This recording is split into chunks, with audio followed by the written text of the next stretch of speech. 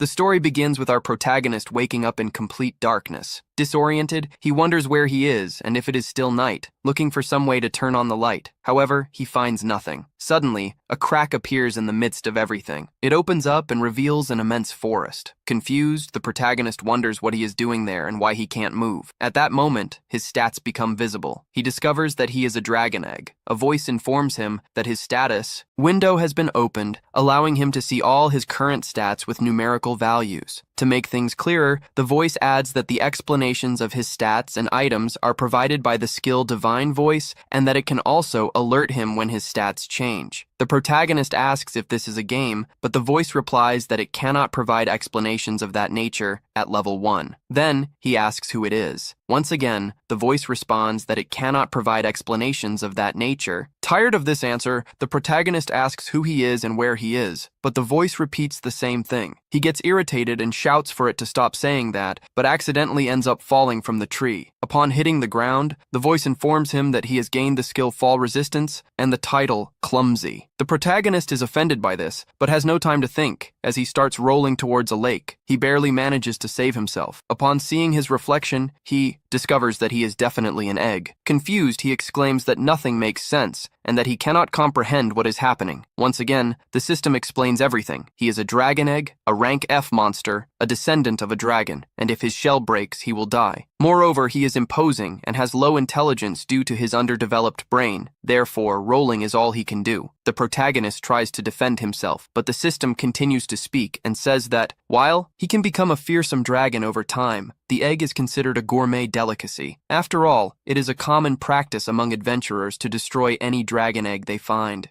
However, they consider it dangerous to approach in case the dragon mother is nearby. This leaves the protagonist even more confused. But at that moment, he starts rolling downhill. As this happens, the system alerts him that his roll skill has increased from level 1 to level 2. Immediately, the protagonist looks for the new function acquired from leveling up and discovers that he can now steer and turn. Thus, he races down the path at high speed, but accidentally falls from a great height. Again, the system informs him that his fall resistance and clumsy skill have leveled up. Seeing that he now has only 3 hit points left, he decides to rest. Hours pass, and at night, he comments on how good it seems to take a break. He recovers his HP, that is, his hit points, and without further ado, decides to move again. In the meantime, I emphasize how strange everything is, as even though he is now an egg, he will eventually have to hatch, which means he will become a dragon. Of course, he doesn't even know how to get to that point. He assumes it's like an RPG, where he needs to gain experience to level up and then evolve or something like that, which also means he'll have to fight enemies, something he doesn't want to do. After all, he is just an egg. At that moment, he sees something behind a tree, approaches, and realizes it's an insect. He checks its stats and discovers it is a shadow worm with the title Egg Eater. The creature notices the protagonist and, as its title implies, crawls towards him trying to devour him. Thus, a chase begins. The protagonist looks for a way to defeat it, thinks about attacking, but seeing that the worm has more HP than he does, he knows that if they collide head-on, he will die. Spotting a precipice, he has an idea. He heads there and, when the worm lunges to eat him, the protagonist dodges and, with a jump, pushes it into the abyss. Resting on the worm, he wonders if he won, but at that moment, the creature rises. The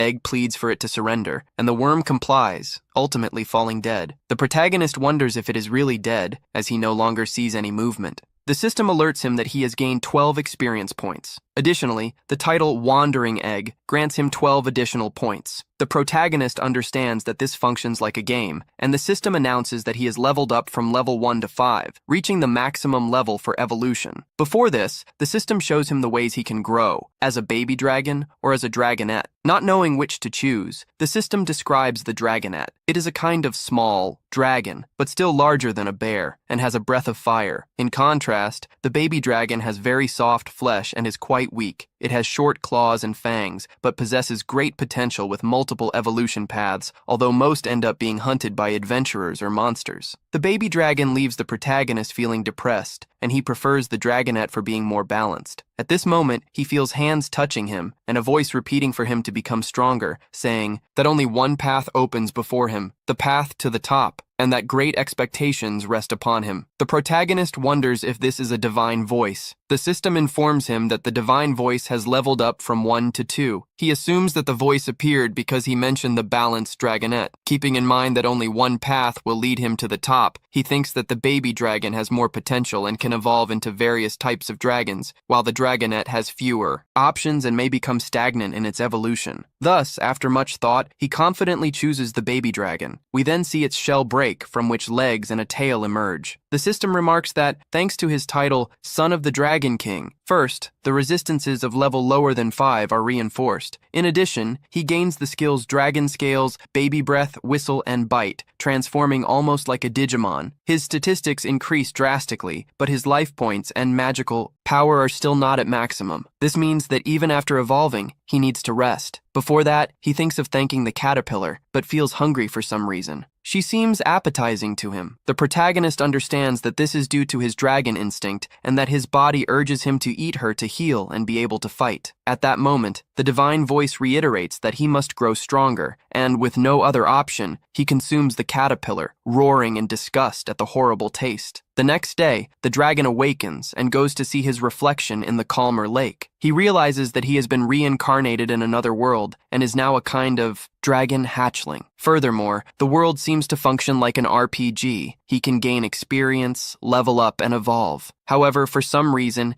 he does not remember who he was in his past life. He knows he was human, but cannot recall what he was like, what he did, or even if he was male or female. Behind him, he hears more creatures like those from the previous day, beginning the hunt for them, gaining more experience points and progressing from level 1 to 3. At this point, the dragon decides to test his baby breath, blowing out and devouring the insects, managing to level up from 5 to 7. After much attacking, he earns the title Striker and the skill Dragon's Fist, causing an enemy to explode with a single punch and leveling up from 14 to 15. After finishing, the dragon remarks that he will soon reach the famed summit. However, hunger returns, and he can only eat the same as before. Just remembering that makes him feel nauseous until he spots some mushrooms. Out of curiosity, he tries them, roaring again. After a while, we see him drinking water because the mushrooms were poisonous and made him vomit everything. Thus, having learned his lesson, the system announces that he has acquired the skill Poison Resistance and clumsily leveled up as well. Next, he ventures deeper into the forest in search of something to eat that isn't insects. Then, he sees a gray wolf, and after checking that its stats are lower than his, he decides to hunt it. First, he uses Dragon Breath and finishes the battle with a Dragon Strike. Consequently, we see the roasted wolf. The protagonist approaches and realizes that the beast emits a barbecue smell. Excited by this, he decides to roast it a bit more. In this way, he obtains grilled meat, tastes it, and confirms that it is delicious. In the afternoon, he hunts another wolf and levels up. While cooking, he comments that it seems he could evolve again upon reaching level 25, with only 5 levels left to go. At the moment he thinks he is getting used to his lifestyle as a dragon, he hears slightly distorted voices. The little dragon recognizes them as human voices and, quite excited, goes to check behind a tree. He discovers that they are adventurers. Thrilled, he considers introducing himself, but remembering that he is a dragon, he begins to hesitate. Still, he recalls that he is adorable, so he doesn't believe they would do anything against him. Before anything else, he checks his stats and realizes that they are not stronger than him, although they still have a numerical advantage. After a brief internal debate, he finally decides to introduce himself. Thus, he steps out from behind a bush, saying he is a nice little dragon, and starts dancing while asking what they think and if they don't feel like hugging him. The leader of the group tells the girl to step back, for in his eyes the protagonist is an evil dragon. He unsheathes his sword and, using a skill, inflicts a wound on the dragon's chest. The protagonist falls to the ground, feeling pain. Then, the mage casts a spell that paralyzes him. The dragon feels his sensitivity fade away, and then the system notifies him that he has acquired the skill of magic resistance. Our protagonist tries to escape, but the spell holds him back. He wonders if they see him as an enemy, or perhaps as food. Calling himself an idiot, he questions how he managed to convince himself that a dragon could become friends with humans. Remembering everything he had to go through to hatch from that egg and evolve, he exclaims that this sucks, and that he doesn't want to die. Using his last strength, in tears, he pleads for their help. The woman steps in front of him and asks the adventurer to wait. The dragon sees that she is trying to protect him and, as he closes his eyes, feels a warm hand. Realizing that the girl is using her magic to heal him, although he doesn't hear her very well, he understands that she asked if he is okay. He doesn't know why she is helping a dragon, but he feels grateful. The other adventurers also do not understand her, and they just go their way. The dragon observes the girl's statistics and sees that her name is Miriam Miliana, a terrestrial human. Her hit points are fine, but having healed her, she barely has any magic power left, and yet she did it to save him. Little by little, the dragon feels the paralysis fading. Maybe Miriam will leave when she realizes he is okay, but for now, he decides to stay quiet a little longer. Because of this, the system warns him that he has obtained the title of liar. Suddenly, when Miriam talks to him, he obtains the human tongue skill. The dragon understands that the higher this skill levels up, the better he will be able to understand her, and he eagerly awaits to learn this soon. However, he hears a roar and the screams of people. The whole environment turns red and hostile. The dragon knows this is something bad, as it clearly indicates a very strong enemy, and surely the other humans must have died. Miriam is about to go after her companions, but the dragon stops her, telling her not to go because she won't be able to do anything. Besides, she no longer has magic power and won't be able to use her healing spells on them. Miriam knows this very well, but still decides to go. The dragon tries to follow her, but still suffers from paralysis, hitting his own leg to move because Miriam won't be able to beat whatever has appeared. Even so, if the dragon joins the adventurers, maybe he can do something. Thus, we see him running as fast as possible to find Miriam, but he ends up coming face to face with a rock dragonette of rank C with 197 hit points, while he only has 38 of the 72 he possesses. Putting that aside, he looks for Miriam and sees her trapped underneath the rock dragonette. However, he makes too much noise and is noticed by the creature. The dragonette turns around and starts approaching slowly, letting out a roar, causing our protagonist dragon to fall to the ground, looking up at it, unable to do anything against that. The rank C rock dragon tries to stomp on him with all its might, but the protagonist uses all of his energy to dodge. Due to using too much force when jumping away, the protagonist can barely stand up. Realizing his own mistake, he regrets not joining Miria's group, believing that if the four had worked together, they might have had a chance against that beast. But now, completely alone, he is unsure if he will even be able to leave that place alive, let alone defeat the rock dragon. Being well below the necessary level, every cell in his body screams for him to hide. And when the rock dragon lets out a deafening roar, he is finally overwhelmed by fear and hides inside a bush, trembling, peeking out. He sees that the unconscious Miria has only 6 hit points left. Still, the protagonist feels relief, as she is still alive. The rock dragon, unable to see the protagonist anymore, turns back to attack Miria, leaving him wondering what he should do next. If he doesn't save her, she will likely be eaten alive by the monster. So despite his fear, he gets out of the bush. However, at that moment, the mysterious hand of the divine voice stops him from moving. He then hears the divine voice again, which continues pleading for him to flee, claiming that otherwise he will be roasted. But he doesn't care. He was once human, and as a human, he cannot abandon an innocent person. So, he lets out a loud roar to dispel the fear and charges directly at the rock dragon. The monster tries to stomp on him, but by dodging, the system rewards him with the title of King of Evasion. He notices that the old man who had joined Miria's group is at 0 HP, and, as unfortunate as it is, there is still another person alive. Thus, he desperately tries to save both Miria and the other member. He provokes the rock dragon, hitting it several times and causing the monster to chase him, but that turns out to be a mistake, as the creature uses an ability called Tremor that hits him even from outside the monster's direct reach. As the dragon approaches and is about to use the ability Bite, the protagonist reacts cleverly by shoving a fireball into the creature's mouth. However, the rock dragon survives and immediately enters a recovery state to restore her HP. Meanwhile, the protagonist picks up Miria and runs away, leaving the other companion behind as he has neither the time nor the strength to save him. After taking Miria to a safe place, the protagonist notices that her HP has dropped again from 6 to just 3, making him question if this is due to blood loss. Her status indicates that she is bleeding and conscious. He then tries to use the recovery magic Rest, but it doesn't work, perhaps because it is a self-recovery ability. Thus, he decides to focus on getting the girl back to her people, believing that only humans will be able to save her life. However, he doesn't know the path she and the group came from, so he follows the faint smell of humans and carries Miria out of the forest. Along the way, a pack of gray wolves is attracted by Miria's scent, and as a result, they start to chase the protagonist. He faces the beasts with all his strength to protect Miria, and by the end of the day, he is out of energy. Nevertheless, he continues to push himself and manages to bring her to a village. With no one in sight, he begins to roar loudly in hopes of drawing attention. Some humans appear, but they obviously believe that the protagonist is a beast trying to harm Miria. With no way to communicate, the humans start to attack him, realizing that as a dragon, he would never be able to make them believe he is not dangerous. He places Miria on the ground and flees, receiving a new title from the system, Little Hero. A few days later, Miria regains consciousness after receiving proper treatment and realizes she is at Marielle's house. Marielle explains that she had to use a powerful white magic to save her life, and Miria thanks her. What truly bothers her is knowing who brought her back to the village. So, she asks Marielle if it was the other two members of the group, the old Grants or Da.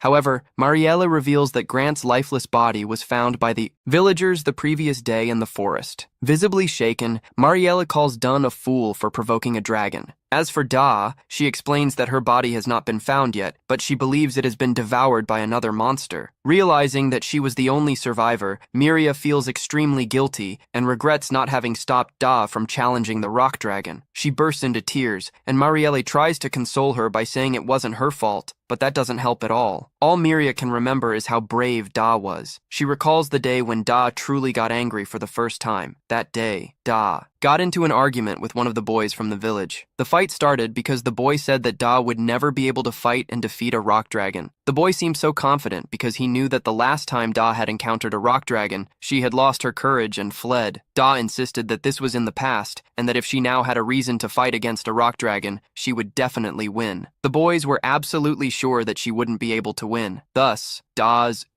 pride led her to accept an impossible task. He knew how impossible it was, which is why he needed a healer by his side. As a result, he sought out Miria to accompany him. When he told her what the mission would be, Miria asked why he didn't ask someone much stronger than her, like Marielle, to go with him instead. Da realized that she didn't trust him enough, so he said he had spoken with Marielle, and it was Marielle herself who told him she had a prior commitment, so he should ask for Miria's help. Miria's heart was filled with doubts. She knew how strong the rock dragons were, and reminded Da that Marielle had already told her that under no circumstances should she approach a rock dragon. So why would Marielle give permission for something like this? Da tried to convince her better. He even claimed that Grants was present when Marielle gave permission, and Grants confirmed it too. He emotionally appeals, saying she knew how strong the rock dragons were, and that if she didn't go with them, they would die. Reluctantly, Miria agreed to accompany them on the condition that if the situation got difficult, they would retreat immediately. Unfortunately, she was unable to save any of them. Marielle tries to encourage her, saying that she did nothing wrong, reminding her that it was only Dar's pride that killed him, and nothing more. Marielle also emphasizes the fact that, despite encountering a rock dragon, Miria managed to return home alive. This shocks Miria, as she knows for certain that she did not come back alone. She asks Marielle how she made it back to the village, and Marielle explains that the men who found her said they saw her being attacked by a monster on the outskirts of the town. Miria recalls that she had fainted when the rock dragon attacked her, so everything seems confusing in her mind. Noticing her confusion, Marielle states that humans sometimes suffer memory loss after traumatic encounters. This could be happening to her. She remembers the scene of seeing a small dragon fighting before her and begins to wonder if that was the dragon that brought her back home. She asks Marielle for a description of the dragon, but Marielle was not present when the small dragon brought her, so she doesn't have much to say. Still, Miria remains contemplative about the whole situation. Meanwhile, the small dragon awakens after a long rest. He realizes that his injuries have already healed, as he knows that resting would certainly regenerate him. He thinks about Miria and wonders if she is doing well too. Now, he reflects on everything that has happened in the last few days, since he used his fire against the rock dragon and believed it would have an effect, only to discover that the rock dragon has the power to restore its HP immediately after being attacked. This only strengthens his determination to become stronger at any cost, which means he needs to evolve. For that, he needs to reach level 25. With this goal in mind, he captures a worm and hangs it on a tree to attract other worms that would come to rescue it, and then he would kill them. He calls this deception technique summoning allies, and by using it, he receives the title of wrongdoer. He knows that what he is doing is wrong, but he needs this right now. Perhaps, after evolving, he won't act this way again. He kills all the worms that appear to confront him.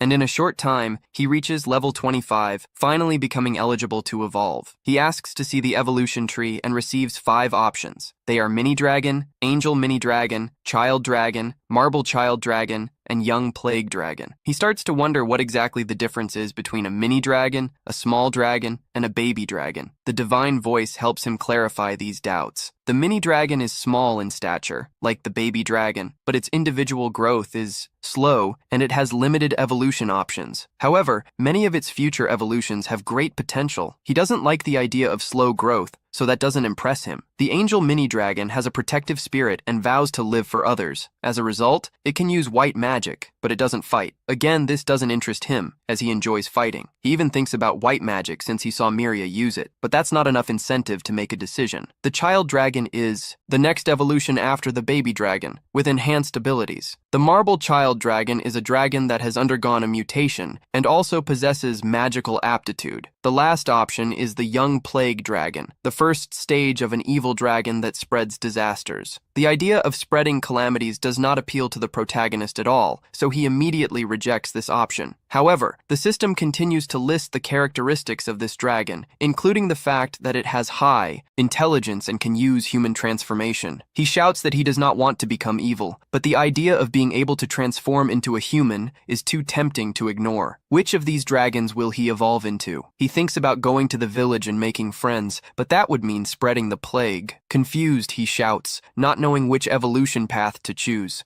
He thinks it's a bad idea to choose the young plague dragon, but he desires the human transformation to see Miria again. He believes that if he chooses the plague dragon and then learns the human transformation, he can live a pure and honest life. Thus, he decides to evolve into the young plague dragon. As he does this, his wings grow and his color changes. The divine voice announces that the evolution was a success. He looks at his reflection in the water and begins to regret the evolution, as his appearance seems somewhat intimidating. The voice warns that the level of view statistics has risen from level 2 to 3, and with that, he can review the details of his skills. The divine voice continues announcing the evolutions. The divine voice has risen to level 2. He gained the skills to fly and dragon scale dust, as well as the light bite skill, which evolved into venomous fang. He also received dark type, sickly breath, and paralyzing poison claws. He starts to become desperate, but the divine voice doesn't stop there. He received the titles of Calamity and Miscreant, leveling up to level 2. Everything feels terrifying to him, but he still believes that the human transformation will make up for it. Suddenly, the divine voice stops speaking. He panics, asking where the human transformation is, but receives no response. He questions whether he needs to level up before achieving the transformation, and the voice replies that it cannot provide that information at the current level, then disappears. The protagonist becomes depressed. He has all those strange skills, but he failed to achieve the human transformation. He asks for explanations regarding the divine voice, wanting to know whose voice it is, but again hears that he cannot obtain that answer at the current level. Then, he starts to ask about the skills he acquired. The dragon scale dust has the effect of releasing a debilitating miasma around him when he flaps his wings, affecting everything nearby. At the maximum level, the dragon can destroy nations simply by flying. He spreads his wings, and the plant beside him immediately dies. He falls into despair upon realizing that he is now a biological weapon. The divine voice moves on to another skill, sickly breath, an attack that spreads a miasma laden with highly contagious diseases, which has already been responsible for exterminating an entire civilization. He wonders desperately if he will be able to return to the path of the hero. He then inquires about his titles, as they seem to have a significant influence on the future. The divine voice speaks of the title Baby Dragon Hero, which embodies courage and may one day elevate him to hero status, strongly influencing his evolution path. Next, he asks about the next title, Infester, granted to diabolical villains who leave mountains of corpses while laughing. This title boosts dark-type attacks, but makes it more difficult to learn holy magic. He claims it is the worst possible title, wants to return it, and regrets the choice, wishing to revert to being an innocent baby dragon. In the village, Miria asks Marielle if they will check all the protective stones of the village. Marielle confirms, explaining that they create a barrier around the village. Miria asks if this serves to prevent monsters from invading the place. Marielle explains that it is merely a charm that subconsciously discourages monsters from crossing that point, although some more stubborn ones manage to pass through. Miria again recalls the little dragon and thinks that perhaps he really was trying to help her. She asks Marielle if she can share more about the monsters. The elf comments that Miria has been obsessed with monsters since the accident. The girl admits that, to be honest, she can't shake the feeling that she was saved by a little dragon she met in the forest. Ariel warns her not to develop feelings for monsters and begins to explain more about them. She states that monsters can evolve into various forms, growing stronger with each evolution. They do this by hunting other creatures to level up. Miria remarks that humans also level up, improving their skills. The elf confirms this but explains that, in the case of monsters, they have different maximum levels. When they reach this limit, they evolve into a higher form, repeating this process over time and taking on increasingly powerful forms.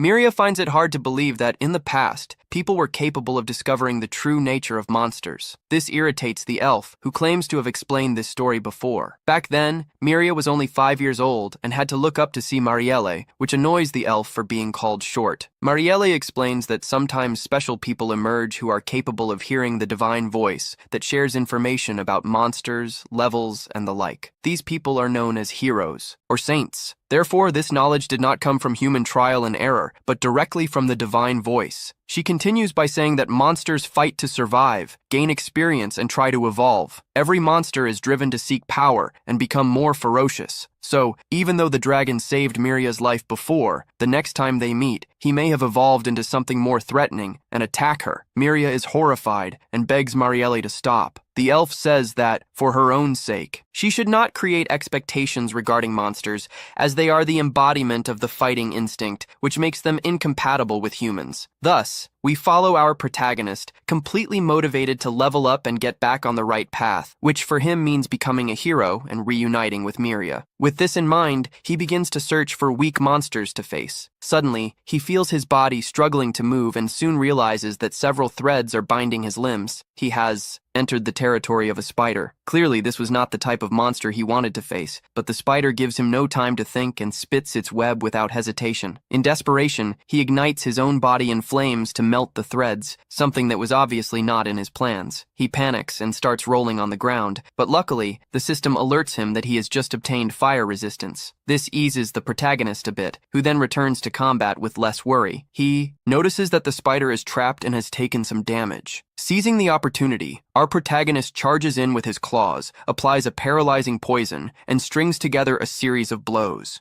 After that, he checks his stats and discovers that he has only managed to take out half of the spider's health. Aware that it won't be possible to defeat her at that moment, he decides to flee. He begins to roll away to escape, but the spider starts to chase him. Seeing that he is about to be caught, he tries to fly, but his small wings can't support his weight. He attempts this several times but fails, assuming it's due to his still low level. Realizing he is about to be caught again, he rolls away once more. After 10 minutes, he continues to run without stopping, while the spider shows no signs of fatigue. At this moment, the system notifies him that the roll skill has increased from level 2 to level 3. In addition to escaping, he also earns the title of Chicken Runner, which leaves him a bit humiliated, although he thinks he would fight if he had a chance to win. Spotting a cliff, he finds himself faced with a choice. He knows he could die if he continues, so he tries to turn right before the edge, but he also considers the possibility of flying to the other side. However, his flying ability is still unreliable, so he has no choice but to attempt a jump. Just when everything seemed lost, his flying ability finally works, allowing him to leave the spider behind. Upon landing, he feels completely exhausted, but as he turns to laugh at the situation, he realizes the spider is no longer there. He believes she has given up and promises that he will defeat her when he levels up more. However, he soon sees a bridge made of web, and the spider leaps right in front of him, restarting the chase. The system informs him that the roll skill has increased from level 3 to level 4, but this is not very helpful anymore. Accidentally, he ends up running over a lion, gaining 12 experience points. Additionally, because of the title of Walking Egg, he levels up from level 1 to level 3. Thus, he runs over all sorts of creatures along the way, moving from level 3 to level 8. Noticing the increase in his stats, he feels more confident about facing the spider. Then, he stops, analyzes his skills, and discovers that she has something called double poison. The protagonist does not know exactly what that means,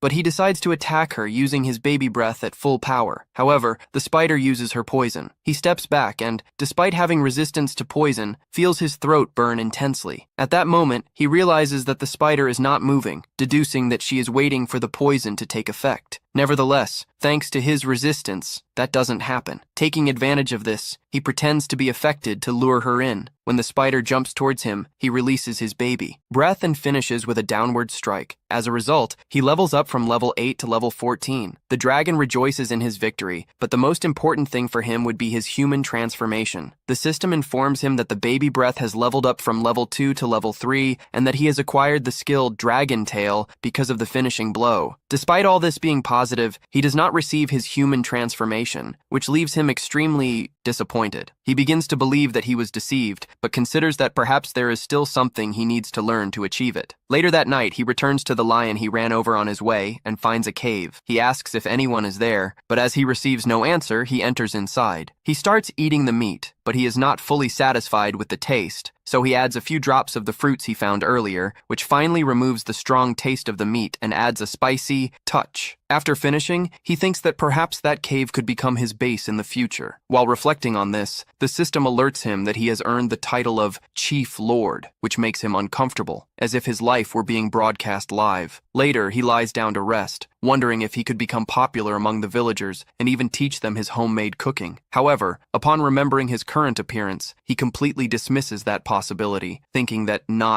even Miria would recognize him in this form. Annoyed, he blames the system for mentioning the human transformation and not granting it. Looking up at the sky, he demands that it be delivered to him, as he does not want to spend his entire life alone. Meanwhile, in the village of humans, Miria overhears a conversation with an old man who claims to have seen one of them near a lake just outside the village. Intrigued, she asks him to tell her more. Even inebriated, the old man recounts that he was fishing when suddenly he saw someone among the bushes. The figure looked haggard, almost like a zombie, and walked into the forest while murmuring incomprehensible things. The others do not believe him, attributing everything to his drunkenness. The old man insists that he really saw it and claims that he hadn't drunk a single drop of alcohol that day. Miria is visibly intrigued. The blonde young man notices this and reminds her that the death of those two adventurers was not her fault. Miria tries to calm herself and leaves the scene. Back with Marielle, she tells her what she heard and states her intention to go into the forest. The elf immediately forbids her, asserting that if there were indeed a possibility of Dew still being alive, he would have returned to the village by now. Miria admits she isn't sure, but suggests forming groups with the villagers to search for him. Marielle rejects the idea, making it clear that she does not intend to risk anyone else's life. Miria calms down, and then Marielle, trying to cheer her up, says she will contact the guild to investigate the matter. Miria understands and apologizes for being irrational, although her words do not fully convince Marielle. We then return to our protagonist once again motivated to level up. At that moment, he encounters a monster resembling a puddle of water and tries to check its statistics. However, upon doing so, his vision distorts and his head begins to hurt. The system warns him that the skill See Statistics cannot provide accurate information at level 3, but since he has just leveled up to level 4, he is able to read the monster's statistics for a few seconds. This leaves him confused, but in the end, he continues on with his journey. The slime tries to attack our protagonist, who quickly uses the rolling ability and runs away. He manages to escape and is left wondering what he just saw, because the statistics were nothing. In particular, however, he managed to feel that it was something he shouldn't get close to under any circumstances, yet he decided not to think about it anymore and went in another direction. He started walking, looking for meat, and ends up finding a jar next to a tree. He thinks it could be very useful for putting fruit and other things, but when trying to get the jar, it jumps and starts spinning, hitting him in the face. Only then does he realize that it is a monster. The divine voice reveals that it is a D-rank turtle. Our protagonist is shocked that a turtle can be a monster and a jar. At the same time, he attacks with the dragon's punch, but it only takes away 1 HP. Then he starts to launch several attacks and knocks the turtle down with his tail, but it uses rest, recovering all the HP. Immediately, he continues trying to kill the monster, but fails until he has the idea of testing to see if it is the aquatic type. Leaving the turtle terrified, he throws it into the water, and then after that he gains 36 experience points. But due to his title, he gains additional experience and goes from level 14 to 15. He thinks it was a good fight, until the divine voice reveals that he received the title Crook King, and his title Rogue went from level 2 to level 3. When he turns around, he sees several turtles behind him, and wonders why there are so many of them there, until he remembers that the previous one gave a scream before falling into the water, realizing that she called her allies. They come together, forming a tower of turtles, which seems to be something quite useless for us. Protagonist flies to the last one, catches it, and throws it on the ground, doing this with all the others. With this, he gains the meteorite ability and is excited to realize that he can gain abilities by doing so. After a few movements, the divine voice says that he has gained 594 experience points, and thanks to the title he has gained additional experience points going from level 15 to 30. Flying skill went from level 1 to level 2. See statistics, he went from level 4 to level 5, and he is happy that a whole group of monsters have appeared in front of him. However, he is sad because when he defeats them, the hull ends breaking and can't be used as pots, even though he got a lot of meat and leveled up. Everything is fine. He wonders where he can get vegetables, as they are also important. He begins to think that even though he has evolved a lot, he has not achieved human transformation, and that he only has 10 more levels. Until the next transformation, he wonders if this transformation will really. Appearing at that moment, he hears a strange noise in the forest, a few different footsteps, and when he goes there, he sees a monster he has never seen before. He tries to see its statistics, but it is not close to him, enough for them to be revealed, and the only thing that can be seen are details about the species, then discovers that it is a clay bear rank, the place with a high recovery rate, our dragon. He realizes that, in terms of rank, they are both on the same level and wonders if he has any chance of winning the fight. When he remembers the name of the monster, he becomes confused as to whether it is a clay bear or a clay in bear shape, but that doesn't matter. The important thing is that if he manages to win, he will have clay to mold freely and make pots, jugs, and cups. He follows the bear to a certain place and prepares an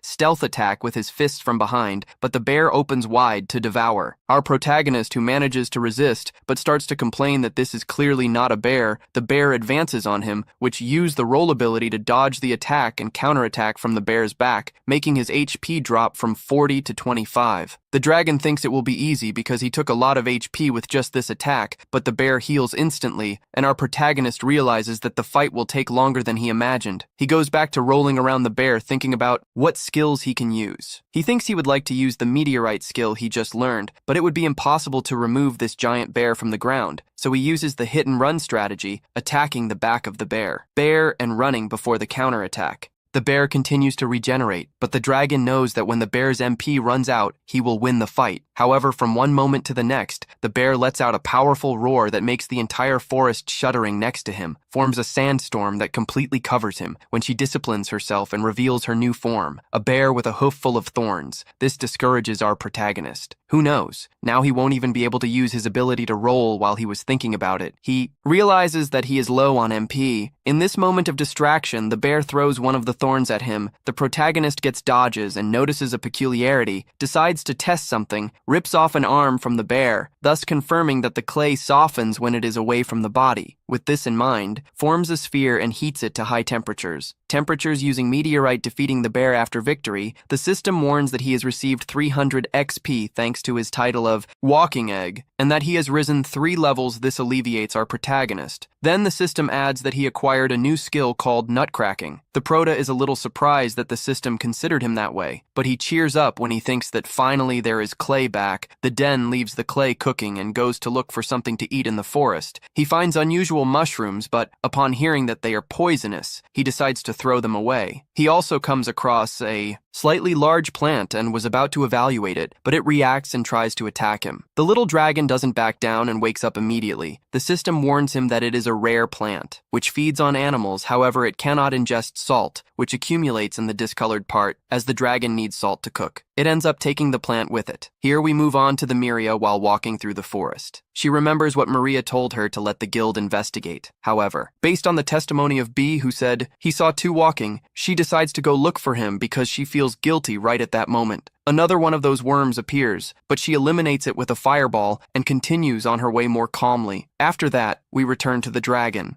who is observing a D-rank mushroom monster. When they grow, they can move, transforming into warlike monsters, and their flavor is similar to meat. So the protagonist thinks about how good it would be in a broth. Right now, he sees even rarer mushrooms. These are Moratrogia, whose value can lead a country to glory or ruin. It has hallucinogenic effects and causes an intense euphoria. 500 years ago was used as a stimulant, generating many drug addicts. However, the prota pays no attention to this and burns them in exchange for taking some valuable piperies. B They are so precious that its value is measured in gold, so he takes a lot. In the meantime, Miria arrives at the most dangerous part of the forest, but out of fear, she decides to turn around and return to the village, so we return to the dragon's house. He got a luminous mushroom and we see how he finally prepares his soup, pacifying how delicious it is after adding salt. With the dish well served, he gets ready to eat. He feels how the flavor of the meat merged with the soup when he finished eating. He feels as if he had returned to his old life. At that moment, the system warns him that his title of cook has gone from level 1 to 2. The dragon, he comments that eating in that bowl was very complicated as he spilled a lot, so he will use the clay to create a bigger one, and with a breaking spoon, he will also make bricks for a wall, which yields him the title of potter, ceramist. The next morning, we see a carriage. The coachman tells some ladies that the forest is already very close. When they get down, we see a human accompanied by a semi-human who were sent by a guild to Noah's forest back to the den. And with the new food, he is willing to cut the meat and skin the wolves. After that, he seasons them and leaves them to dry like he goes out for a walk looking stylish, saying that he is already used to this world. When he returns to the den, he observes that the monkeys are eating his meat, and although he manages to scare them away, he thinks of a way to stop these filthy beasts from continuing to steal his food, so he collects poisonous mushrooms and creates a mixture with the meat while collecting them. Mentions that now he can practically differentiate whether wild plants are poisonous or not. At that moment, he notices the wind carrying the flower petals and approaches that beautiful place, being amazed by how beautiful he is. Suddenly, a small creature appears before him for a moment. Our protagonist is mesmerized by its rarity. Upon seeing its statistics, he discovers that it is a species called Poisonous Princess, whose abilities are exclusively poisonous. The little dragon is surprised. However, the little beast runs away from the place. Suddenly, a stake falls close to our dragon. This catches his attention, which is taken advantage of by that creature. Our prota reacts and Amanda flying. She falls into the trunk of a tree and disappears, letting out a laugh. The dragon, he assumes that she has given up, but out of nowhere he feels the poison begin to act on his body. His senses weaken, and little by little his vision distorts until he falls to the ground, wondering if it was part of that creature's plan. His stats are his main special poison. He asks the divine voice if this special poison is very different from normal poison, but the divine voice warns that he cannot provide the specific information. At level 3, he imagined this would happen and tries to get up, but his body hurts a lot and he realizes that the situation is getting bad. He doesn't remember seeing no plant that fights poison and realizes that the situation is going from bad to worse. So, he asks the divine voice for information about the lizard. The divine voice says that it is a poisonous Lacerda princess of rank D, a cunning monster that poisons its prey and escapes, and after the poison takes effect, eats the remains. Our protagonist thinks that this Lacerda princess is even worse than the title of his con man. The divine voice goes on to say that by ingesting highly poisonous substances, she creates a potent poison internally, and that her bodily fluids can serve as an antidote to the poison that she creates, using this to negotiate for her life whenever she is captured. So, our protagonist's only option is to capture her to get the antidote. He can move a little, thanks to his resistance to the poison, and imagines that she is nearby, waiting for the poison to kill him. He starts to run, thinking that she cannot lose sight of him, otherwise it would be a waste, and so this is sure that she is chasing him. He finds her and tries to catch her, but she also has the ability to roll. However, our dragon knows that up ahead is a cliff, because he remembers the time he ran away from the spider. At that moment, his rolling ability goes from level 4 to level 5. He thinks he can catch up to her now and accelerates, but is surprised when she catches him, hits her with a clay stake, being shocked by the fact that she can shoot even while she's rolling. He chases her again. She throws 3 more stakes at our protagonist, but he continues following her. He admits that one day she will surpass him in the ability to roll, but for now he is the best. So he jumps towards her, hitting her and sending her flying. He thinks he has done it now, capture her, but when he looks up, he realizes that she is heading towards the river, and that way he would lose his antidote.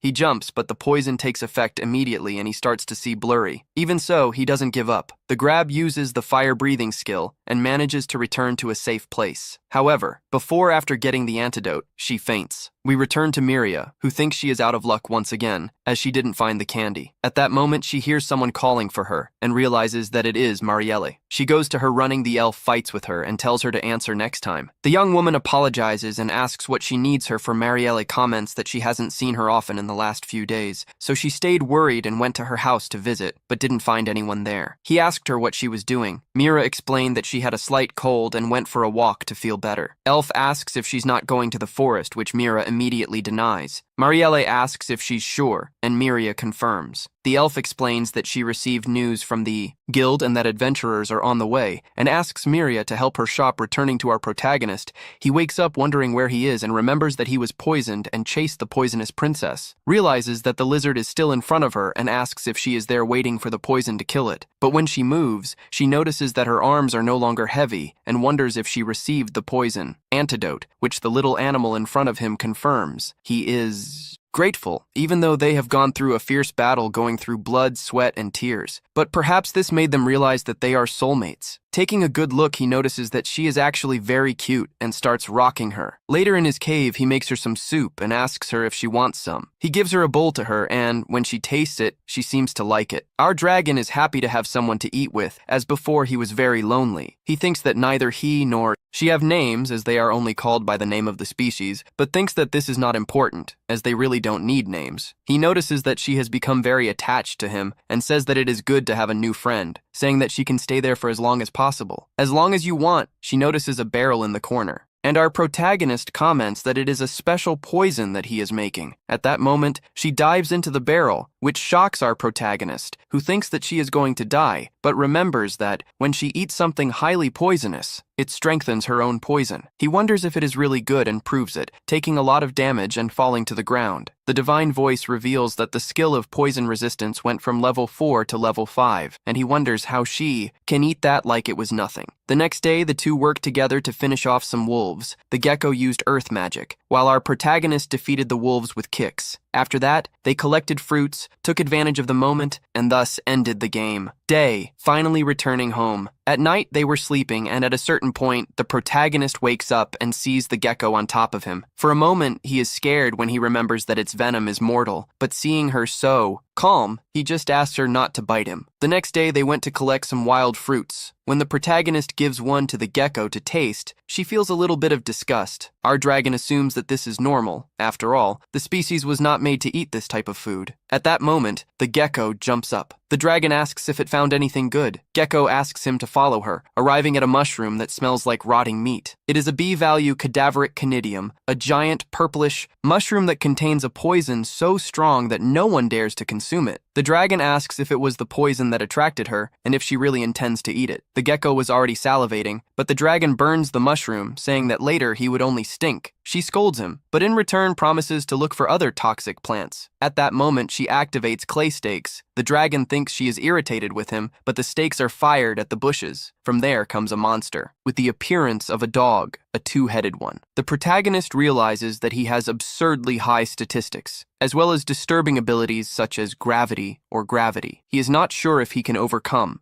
But considering that the monster has tenacity and would chase them if they ran away, he looks at his friend and, seeing that she thinks the same, they decide to fight. The plan is simple. He will attack to get attention, while she takes the opportunity to poison him. So, it will only be a matter of time. However, the dog's other head blocks his blow. The dragon retreats, and then the monster uses magic, creating a circle on the protagonist's feet. He falls, feeling his body heavy, almost immobile, concluding that it must be the effect of gravity. The dog advances and the protagonist already gives up, but his friend throws a stake at the monster, breaking the spell and nullifying gravity. The dragon flies and, from above, uses his fire breath with everything. When the flames dissipate, the enemy was already healing. The dragon gets angry that everyone can regenerate, so he analyzes the role of each head. The angry one is focused on physical attacks, while the crying one uses magic. At that moment, the crying one is about to use gravity. The dragon runs to stop it, but the angry head bites him. Still, he uses his dragon fist, hitting the crying head squarely in the mouth. With that, the gecko manages to attack and finally poison her. The poison spreads throughout the monster's body, but the crying head starts laughing. The dragon realizes that she is using healing, but this does not remove the effect of the poison. The hit points, they continue to fall, and they declare victory. However, something unexpected happens. The angry head decapitates the crying one. The team is shocked by this, eliminating their own companion to contain the poison. Given this, the dragon states that it will never evolve into a two-headed dragon.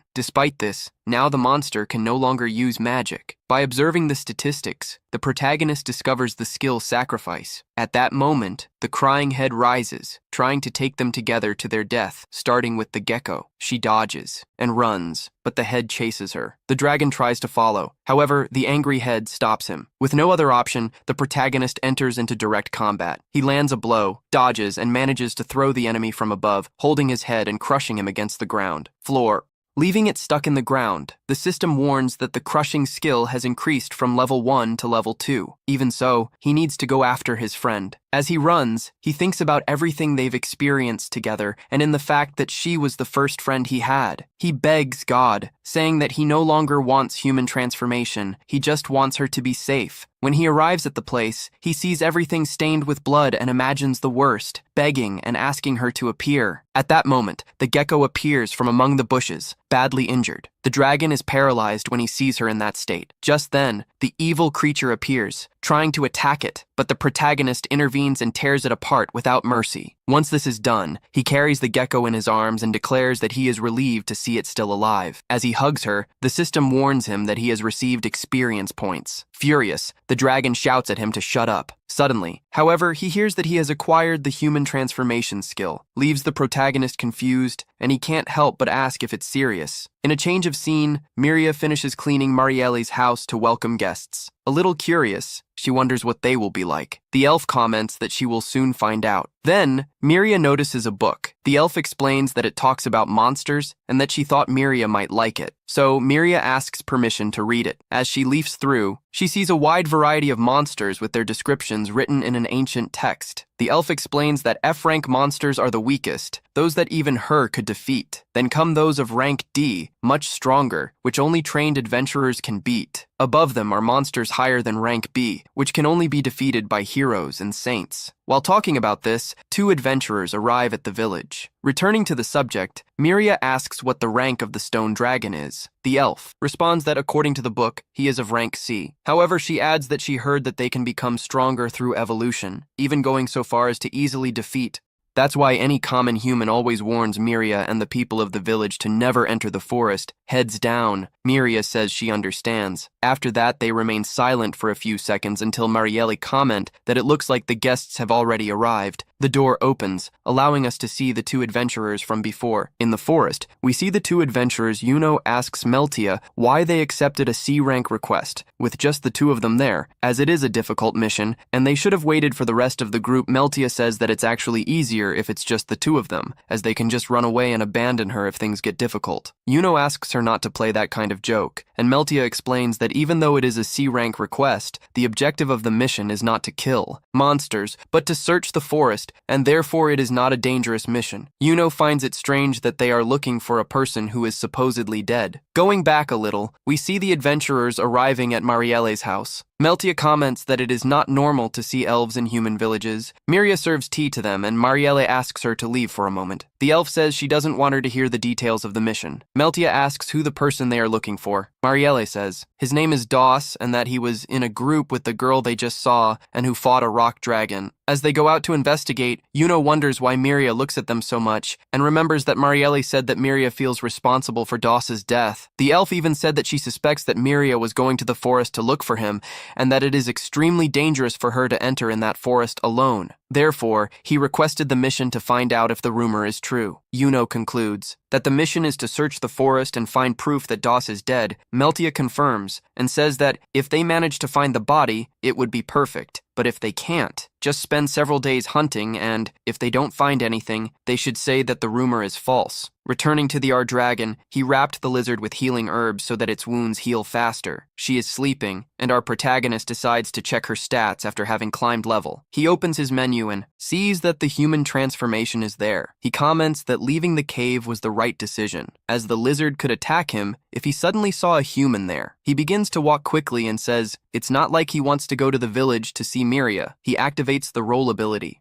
But he stops halfway, admitting that he really wants to go to the village. He can't believe that he received the human transformation right at the moment he said he didn't need it, and is left thinking about what he should do if he became a human, because he doesn't want to abandon the lizard. but living in a real village would be very good. He thinks that maybe he could change every 3 days and live in the village and in the cave, but rules out this possibility. He thinks that just the possibility of gaining the trust of humans is incredible and is super excited, hoping that it will be a human handsome or maybe a super pretty girl so he can stare at himself in the river. He thinks he could imagine this forever, but it's time to act. He activates human transformation, and his body begins to mutate. When he finally finishes, he looks at his reflection in the river water and, to his disappointment, the transformation is even more grotesque than that of the young plague dragon. Asks the divine voice if human transformation really should be so stupid. The voice responds that, at its current level, it cannot provide these explanations. Our protagonist asks how many times she will give you hope and then rip it away, telling the voice to give you back your hope. He questions how the other young plague dragons use this to do some kind of evil, because their attack and his defense fell by half, not to mention that his mana runs out much faster. He admits that the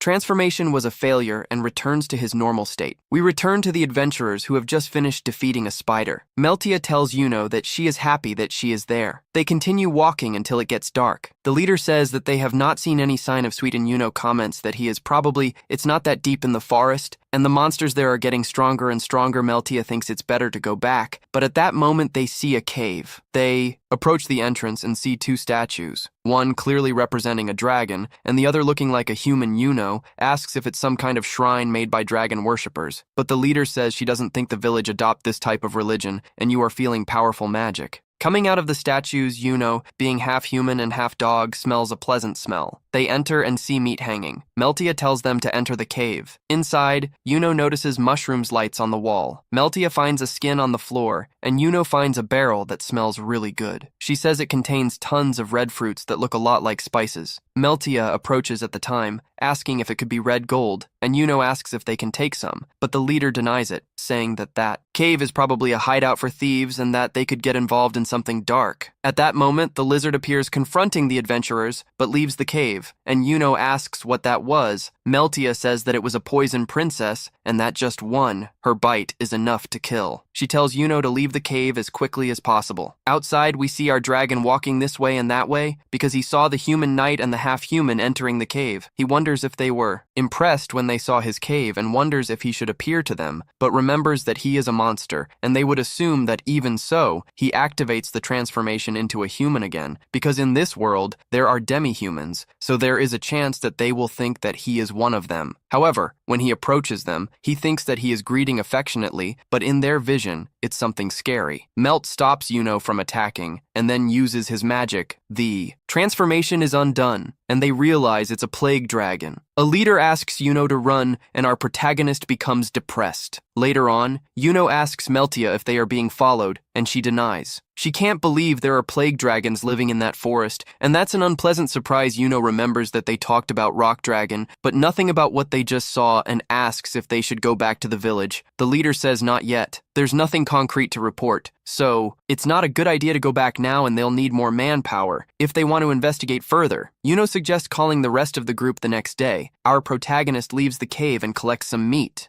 Thinking that he is completely recovered, despite the previous day being very bad, even having achieved human transformation, he goes to the princess and says that he needs to ask a favor, as there is some monkeys stealing the dried meat he makes. So you want to poison the meat to teach them a lesson, and you would like the poison to be as strong as possible without any color or smell, so that it doesn't understand. He asks her if she can do this, and she confirms, goes to a pot, and leaves the poison there. Our dragon wonders if that is really poison, as it has no color or smell. He puts the poison in the flesh and watches the monkeys for hours until he falls asleep, but after a while they arrive. One falls to the ground, and at that moment, our protagonist jumps on top of them, saying that he is going to end all the monkeys.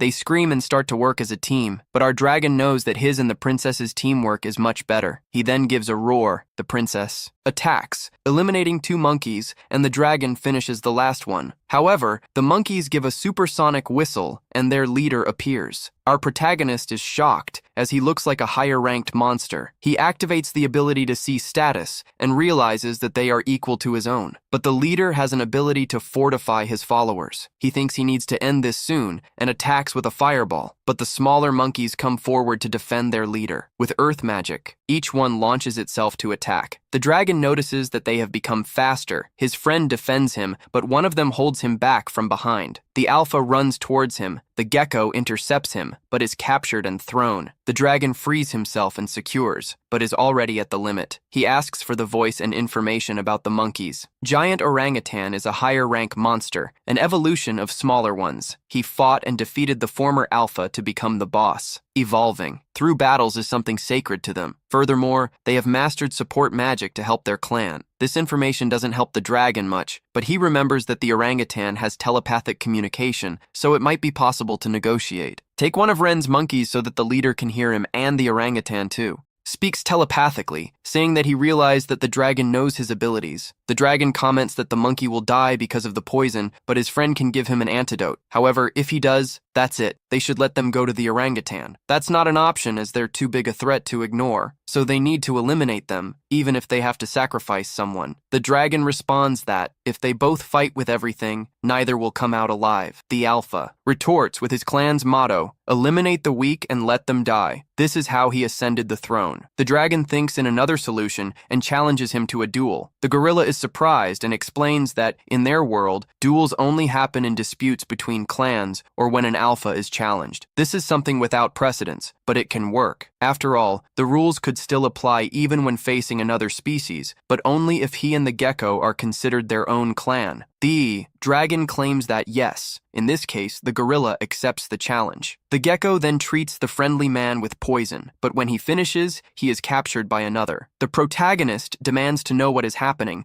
and the gorilla explains that it is to avoid interference in the duel, promising to free her as soon as she wins. Without further words, they both stand face to face. The gorilla begins with powerful blows, which only allow the protagonist defends himself, with no chance to counterattack. The dragon uses the rolling ability to move away, but the gorilla confronts him, saying that this is not fighting and that it is an insult to them. Knowing that it cannot continue like this, or the gecko could end up in danger, the dragon decides to counterattack. He takes a big leap and falls on the gorilla, hitting him with his tail, followed by a sequence of punches that leave him stunned. As he moves away, he assesses the damage and discovers that the enemy still has a third of his life remaining motivated. He goes on the attack again. However, the gorilla enters a state different, completely repelling the protagonist and directing all his MP towards agility. Once this is done, he goes on the attack. Incinerate him, but the gorilla takes no damage and knocks him to the ground with one blow. Taking advantage of his speed, he attacks from several directions. The dragon recognizes that he is too fast and has an idea. Let go a deafening roar and taunts him, telling him to fight face to face, otherwise he is a coward. The gorilla is indignant and accepts. So they both run at each other, exchanging blow after blow. After some time, both are exhausted and decide the fight with the last attack, which only the dragon manages to connect, throwing the gorilla to the ground. The protagonist declares himself the winner. In the however below, the gorilla delivers one last blow that also throws the dragon to the ground. Little by little, the protagonist loses consciousness. The gecko approaches, but he only listens to the system inform him about your achievements before finally passing out. A few hours later, our protagonist wakes up confused, not knowing where he is. To his surprise, he realizes he is back in the cave. After a few moments organizing his thoughts, he remembers what happened and remembers that he managed to defeat the giant orangutan when he realizes that he really won the fight. He feels overcome with emotion by the satisfied expression on the poisonous princess's face. He deduces that it was she who carried him back to the cave. He briefly celebrates the victory. Next to her, relieved that everything ended well, however, when he looks to the side, he is startled to see the same group of monkeys that served as the giant orangutan's subordinates. Their first thought is that they came to take revenge on their former leader, but instead of hostility, they begin to celebrate with their enthusiasm. Their behavior suggests that they now recognize him as the new chief. Intrigued, he checks his status screen and discovers that he has received the title of chief of the clan. So he concludes that by defeating the former leader automatically inherited his position. The princess immediately becomes hostile towards the monkeys, but he quickly calms her down, explaining that the situation may in fact be advantageous. He reasons that they can use the monkeys as helpers to take care of various tasks and heavy work, saving them from doing everything themselves. While continuing to interact with the monkeys, Princess becomes increasingly jealous, but he remains distracted, too fascinated with the situation to notice her change in mood with the monkeys taking over the job. He suddenly finds himself without nothing to do as he doesn't want to sit still. He starts thinking about productive ways to use his free time. He realizes that with more inhabitants in the cave, they will need to store a larger amount of food, and for this, pots will be needed the next day. He begins to work on making clay containers while one of the monkeys watches with great curiosity. "Fun," he says to the monkey. "Pay close attention and learn while molding a new pot with clay," commenting that monkeys are probably more skilled at this task because of their fingertips after completing the task. Demonstration tells the monkey to try to make one himself and leaves him responsible for the pottery. When he goes outside, he is surprised to see the poisonous princess trying to make a clay pot on her own. He naturally comments that with those hands and legs, she won't be able to advance much. She misinterprets the comment. She is embarrassed and runs away. He looks on confused, asking if what he said was wrong, also realizing that she has been acting wrongly. Strange shape lately, although I don't understand why. Meanwhile, Meltia and Yuno are sitting in a nearby cafe having something while waiting for the rest of the group to arrive. As time permits passes and no one appears, they begin to worry. Meltia tries to remain calm and assures Yuno that the others will return as soon as they complete the mission, and Uno, however, cannot shake the fear that still feels. Since the encounter with the Dragon of Calamity, whose overwhelming presence continues to haunt her mind, Meltia reassures her, saying that they will soon resolve this situation back to the cave in the morning. Next, the protagonist wakes up and is greeted by the princess. When he tries to get up, he feels his body heavy and realizes that the monkeys are spread over him. Sleeping soundly, he tries to shake them off, but he can't wake them up, so he gives up and goes back to sleep. Minutes later, he wakes up to a worrying scene. One of the monkeys is lying on the ground, weak and asking for help without hesitation. He uses his assessment skill and discovers that the princess poisoned him. Anger begins to boil within him and he demands the antidote immediately. At first, she refuses and stubbornly turns away. He insists more firmly, and after repeating the request several times, she finally gives in and hands over the antidote. He administers it to the monkey, who little by little begins to recover, with the situation under control, approaching Princess and calmly asks why she did that. After hesitating, she admits that she has felt left out since the monkeys became part of the group, and that he no longer gives her with the same attention. Upon hearing this, he realizes that perhaps he ignored her feelings. He sincerely apologizes for having neglected her and suggests that they spend more time together to make it up to her, proposes that on the day. Next, they go hunting, just the two of them, enjoying a moment alone. The princess lights up when she hears the proposal and happily accepts it. In another place, Miria begins to realize that several days have already passed since the adventurers entered the forest and no news arrived. Worried about their safety, she decides that she can no longer wait. Determined to find the protagonist and the others, she prepares and sets off alone into the forest in search of them. The next day, he and the poisonous princess go out into the forest on their hunting date. He is genuinely excited, enjoying the air fresh and the chance to go hunting again. However, the princess doesn't seem that happy, and it soon becomes clear why he brought the monkeys along while he doesn't see any problem with that. She hoped that if it was just a moment for the two of them, the monkeys are full of energy and enthusiasm, clearly having fun with the ride. Feeling disappointed, the princess walks a few steps ahead alone, and in silence after a while she notices a danger nearby, when suddenly two forest wolves jump out of the trees ready to attack. He assumes it will be a simple fight that they can resolve together. But before either of them can act, the monkeys advance first and defeat the wolves quickly with impressive coordination. The battle ends almost instantly, leaving the two with nothing to do. The monkeys celebrate their victory, while the poisonous princess feels even more left out as Miria goes deeper into the forest than she intended initially. As she progresses through the dense trees, she realizes that she has gone too far. The environment begins to appear unfamiliar, and a feeling of uneasiness grows within her. She considers the idea to return home, but at the moment he decides to retreat, he sees his figure walking ahead in the distance. Relieved, calling out to him and speeding up his pace to reach him, but before he can get there, suddenly comes across a creature he has never seen in his life. His presence is overwhelming and Miria is paralyzed by fear. At the same time, the protagonist returns to the cave next to the princess, asking sorry for paying too much attention to monkeys lately. He explains that since he is now technically their boss, he has responsibilities and can't just ignore them. But he says he understands her frustration. To make her happy, he promises that next time, the hunt will be just between the two of them without the monkeys accompanying them. Upon hearing this, the princess is filled with joy, jumps on him and starts licking him, excitedly delighted with the idea of having him all to herself. As they enjoy the moment, a loud scream echoes throughout the forest. The voice is extremely familiar to him, and he quickly recognizes it as Miria's, realizing that she may be in danger. Again, without hesitation, he moves away from the princess and immediately begins to roll in the direction of the scream. He tells her to stay where she is, but she refuses to let him go alone and tries to roll after him. Unfortunately, her ability to roll is very low. She loses control, hits a rock, and her life points drop to less than half. She stops for a moment to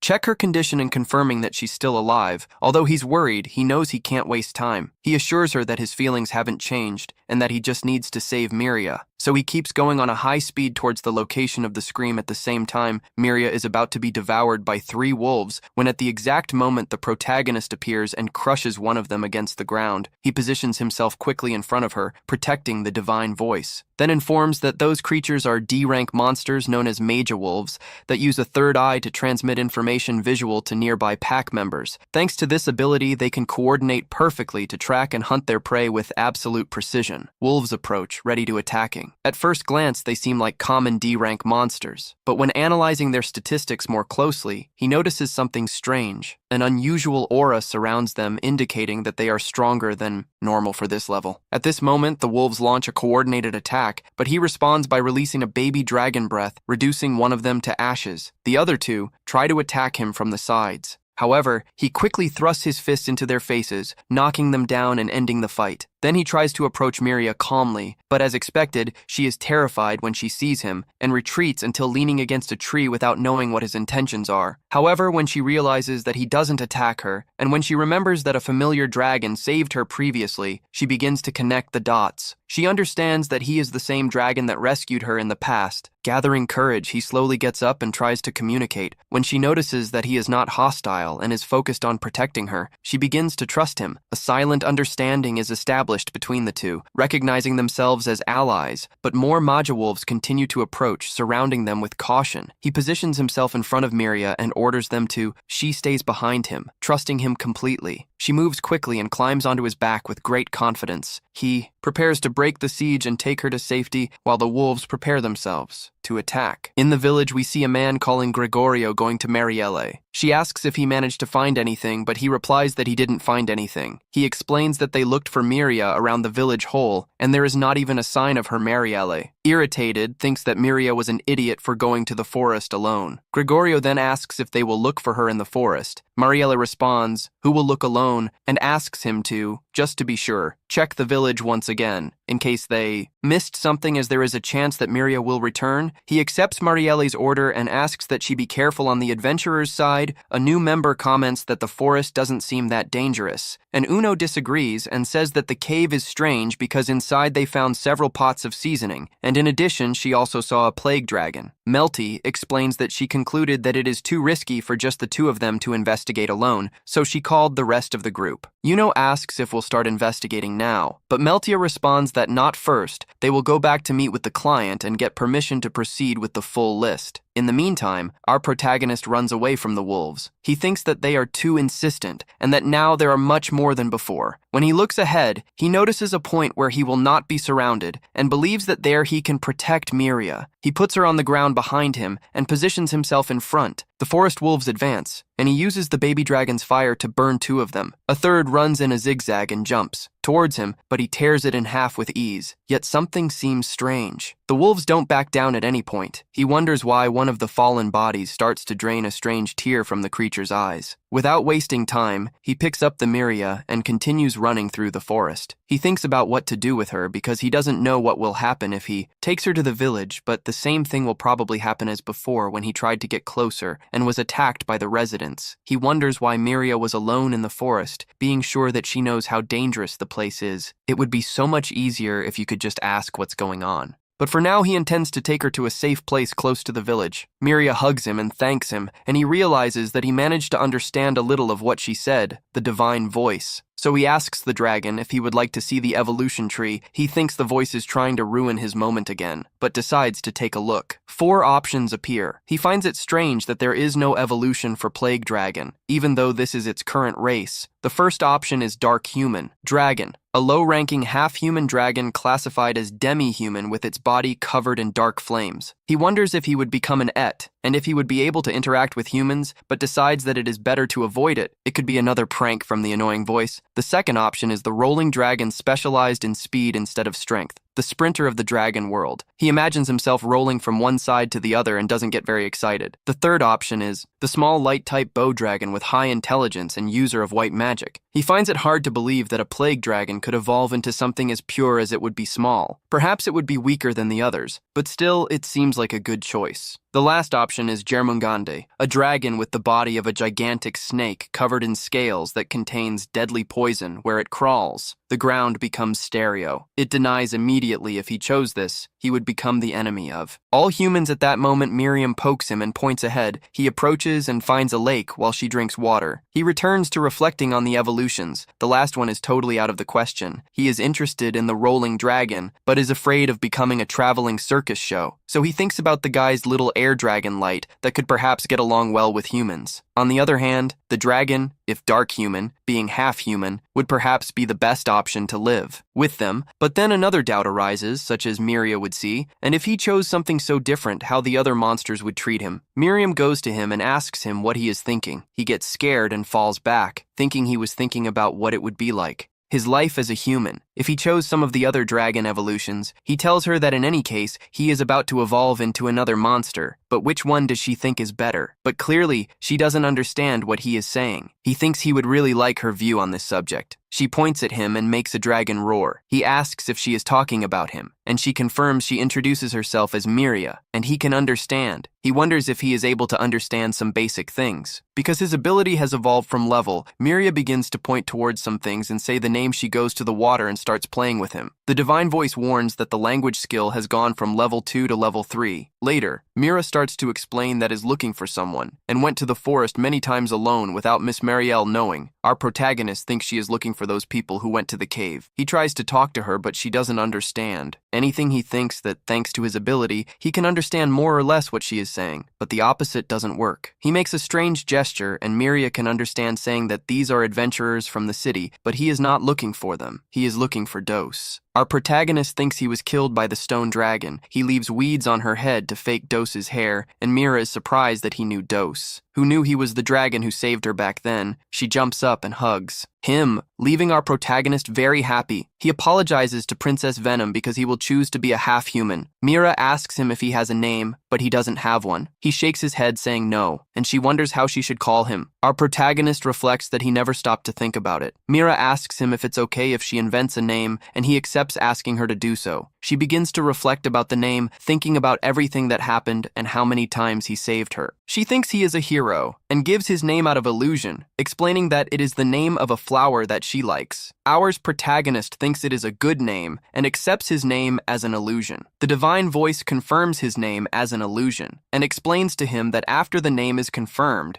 it cannot be changed. The divine voice asks again if it can confirm the name illusion, saying that after confirming it cannot be changed. Our dragon did not know it had this option. He accepts the name since it was given by Miria, and confirms. The divine voice says that the name was confirmed as an illusion. Miria comments that it seems that he liked the name and is happy about it. Our little dragon feels very well with what just happened, but at that moment there was a very loud roar, and he hears very strong footsteps approaching them. He thinks that the only thing capable of taking such a strong step in that forest is the dragon. So he asks the Mira to get on his back and starts to run away with her, thinking that he was further away from the dragon's lair, but that doesn't matter because he will make a detour to the village and will leave the scope in a safe place and then go look for us. The wolves continue following him, and he notices a reception of magical energy written on the side of the monster. He then realizes that the monster is being controlled by something. He jumps towards the media, but our protagonist manages to defeat him with a blow of his tail. Further ahead, he sees that there are 4 more wolves, but one is different. When he stops, he realizes that Deuce is on top of the wolf. Different, Miria asks Dose why he is with monsters. Our protagonist tries to see Dose's statistics, but the list of his skills are completely empty, and he wonders what that means. He pulls out a sword and starts trying to attack them. He comes forward, but when our protagonist realizes that it will be when attacked, she defends herself and tries to attack her with a sword, and she retaliates with a fireball. Our protagonist punches him, and he falls, but our protagonist finds his reaction strange when he holds a piece of earth as if it were a treasure, and Miria wonders how this happened. Dos orders the wolves to attack, and he obeys. At that moment, the strong footsteps continue to get closer and closer. Dos climbs on top of a wolf and orders it to move forward, and Miria finally realizes what the egg is that he is holding. The dragon realizes that he is heading towards the village and wonders what he is doing. Whatever, because she can't understand it, but Miria understands, saying it's horrible. But what he was holding was a stone dragon egg, and he is taking it to the village so the stone dragon will go there. At that moment, the stone dragon appears enraged and realizes that Dos is attracting the dragon to the village. Miria climbs on our dragon's back and he starts running after Dos to be able to avoid the tragedy, asking if what Dos is planning to do if he wants revenge against the people of the village. The wolves continue chasing them both, and our dragon knows he won't be able to lose them with Miria on his back. At that moment, Amelia calls for him, Elucia asking him to leave her behind and continue without her, explaining that she will be able to stay well away from the monsters and asking him to follow her. And he asks if she has gone crazy because there is no way they beat the wolves. But Miria begs him to save the village. He suddenly puts her on the ground and is attacked by the wolf. He retaliates with a very strong blow, then delivers a follow-up of blows and destroys the wolf completely. 3 remaining wolves run towards Miria. He defeats 2, but the third manages to injure her. But soon after, our protagonist manages to defeat him too. Miria asks him to run to the village and he says he will protect it, but also states that he will protect the village in the village. We see some children playing. Ingrid tells them to go home because it is starting to get dark. Soon after, we hear the roar of the stone dragon and several birds start to fly. Scared Mariella hears the roar and thinks she needs to quickly find the ones adventurers also take down some wolves in the forest. The scene changes to the Dos that continues running with the baby dragon's egg towards the village in the forest. We also see the slimes that our protagonist faced previously. Our protagonist continues running towards the village. Then we see our dragon running towards the village with Miria on its back, seriously injured. She realizes that Eluvia is taking her to the village and is grateful for that. The dragon observes the injury and thinks that it doesn't seem that serious, believing that she will be able to heal herself. However, when Miria uses a recovery spell, she decides to use it on him. Upon realizing this, our little one dragon is surprised and thinks that she is actually a very kind person. Meanwhile, in the village, Gregory is facing a wolf and, confused by the situation, asks what is happening, but even so, he manages to defeat the creature. Soon after the fight, our dragon arrives at the village, carrying Miria on his back. Upon seeing the huge dragon, Gregory is completely terrified. However, Miria, he quickly explains that this is a friendly dragon and that he came to save the village. Upon hearing this, Gregory remembers when he saw a small dragon carrying Miria on its back earlier and begins to wonder if that one would be the same. At that moment, our protagonist also finds his face familiar and remembers that it was Gregory who hit him with a wedge in the past. Mira then confirms that it really is the same dragon, just evolved. Now he has become a plague dragon, but despite this, he continues to be very kind and friendly towards humans. Gregory then realizes that, from the another time, the dragon was just trying to help Miria, but he still finds it hard to believe that a plague dragon can help humans. Still, he decides to apologize for what happened. Previously, since there was no way to know the truth in that situation, our protagonist responds by just shaking his head, and Gregory is completely shocked to realize that the dragon can respond and communicate with humans. At that moment, a terrifying roar echoes in the distance. It was the stone dragon. Upon hearing the sound, Miria asks Gregory if he saw.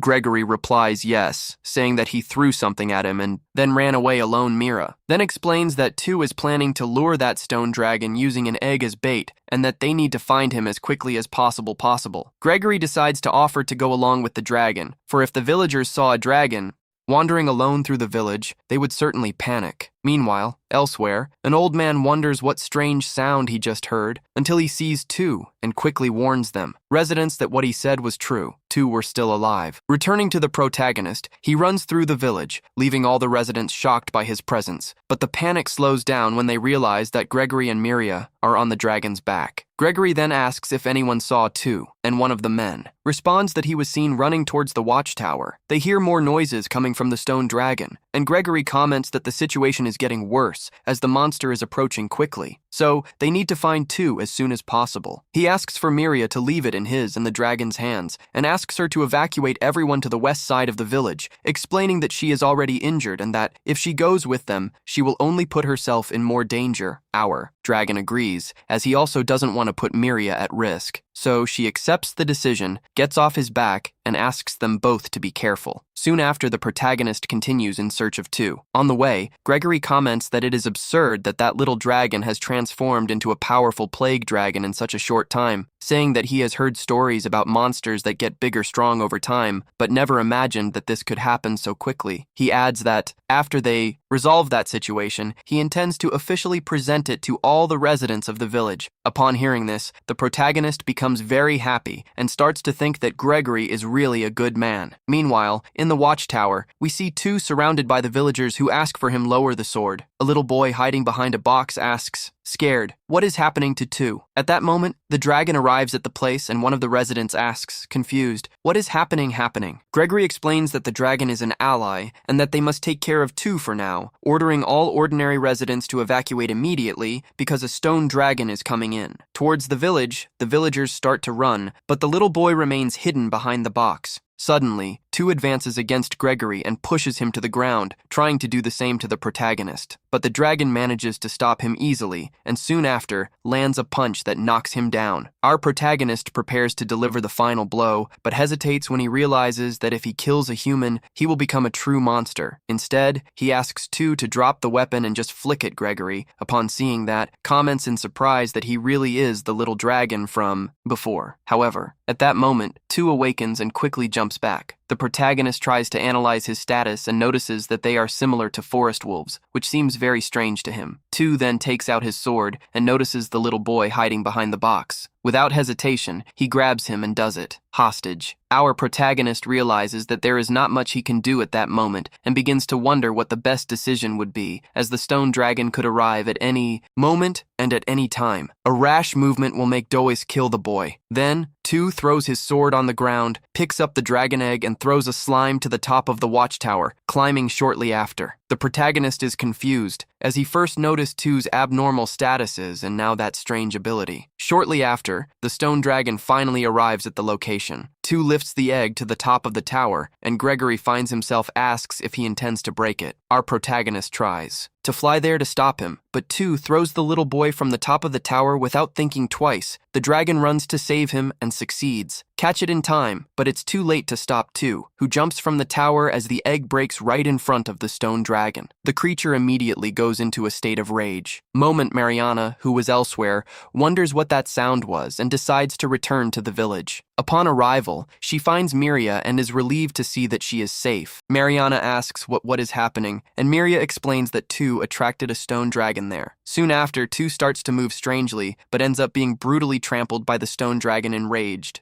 Meanwhile, our protagonist realizes that the little boy is fine. Gregory runs to them, and the dragon hands the boy to him, asking them to leave immediately. Gregory asks what he intends to do, and the dragon responds that he will fight the stone dragon. When observing the creature's statistics, our protagonist notices something alarming. The stone dragon is much stronger than the creature, what he imagined. And even though he realizes that the enemy is extremely powerful, he thinks that at least he can buy time so that everyone can escape safely. With this objective in mind, he advances against the stone dragon, taking advantage of the opening. He counterattacks with his dragon punch, but to his surprise, the blow causes absolutely no damage. Without giving up, he tries to use the skill Baby's Breath, but the result is the same, no effect on the enemy. Determined to try again, he uses Meteorite, but again the attack fails to hurt the stone dragon. Before he can react, the creature counterattacks with full force and hits him, causing our protagonist to fall violently to the ground. Fallen, he begins to wonder if this means the end for him. However, at that exact moment, an arrow hits the stone dragon. It was Gregory, who had returned accompanied by 2 more villagers to help in the fight. Gregory caught the stone dragon's attention, creating an opening for the protagonist, who quickly gets up and lands a strong kick on the creature's neck. Soon after, one of the villagers makes a precise shot and hits an arrow directly in the creature's neck. Eye of the Dragon. Our protagonist thinks that they have finally managed to do some damage to the enemy, and full of hope, opens his statistics list to check the results of the attacks. Looking at the dragon's life bar, he notices something frightening. Almost none of the creature's HP has been reduced. Without giving them time to reorganize themselves, the stone dragon uses the tremor skill. The impact is devastating, eliminating one of the villagers instantly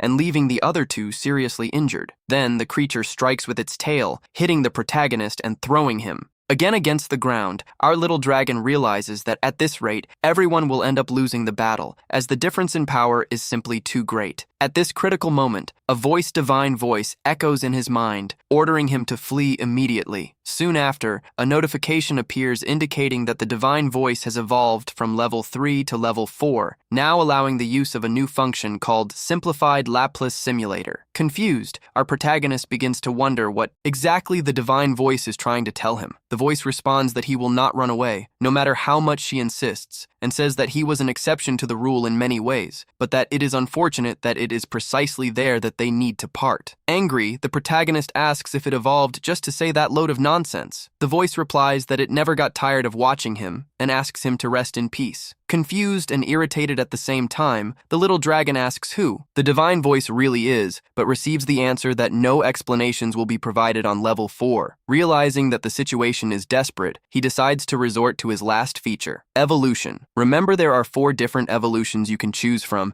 and start asking yourself which one would give you the greatest chance of beating the Earth Dragon. It breaks down each of the 4 possible evolutions, thinking about the benefits and abilities that each form could grant, while trying to decide which one would be most likely to lead him to victory. A severe headache arises. Suddenly, he notices that all of his MP appears to have been drained. The divine voice then informs him that he has been given the title of Laplace Authority Interference and begins to present predictions about each of the evolutions. She explains that if she evolves into a light dragon, she will only have a 4% chance of winning the battle and less than a 1% chance of saving all of her allies. Then it says that if it evolves into Dragomand, there is a 91% chance that the battle will end in a draw, but also a 94% chance that the entire village will be completely destroyed.